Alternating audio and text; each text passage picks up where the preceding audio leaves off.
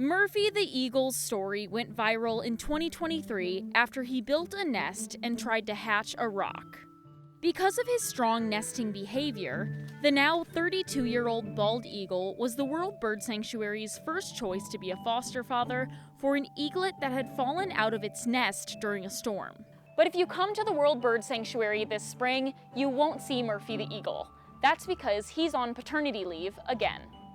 Last year, Murphy was very successful in his first ever fostering attempt, which speaks to just the instinct that the birds have, even if they are permanent residents here, the instinct for nesting and parenting is still pretty strong. That's Roger Holloway, executive director of the World Bird Sanctuary. Murphy's former foster eaglet, known as 23126, was successfully released into the wild last July.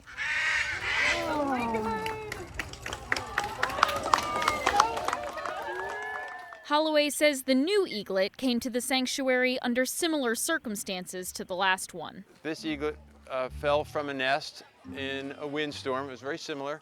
The one thing that was different was it was a little older, and it did suffer a much more serious wing injury. He's got a fracture of his ulna. But Holloway says the World Bird Sanctuary is optimistic about the eaglet's recovery. When birds of prey, or birds in general, are babies, their bones are growing so quickly. If they're set in the right position, they will heal as the growth is occurring so quickly. This year's eaglet is known as 24159.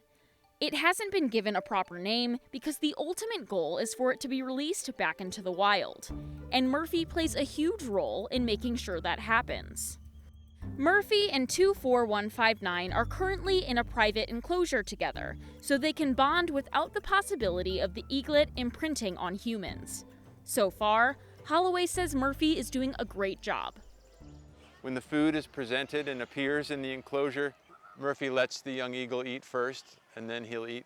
So that's a strong parenting instinct there.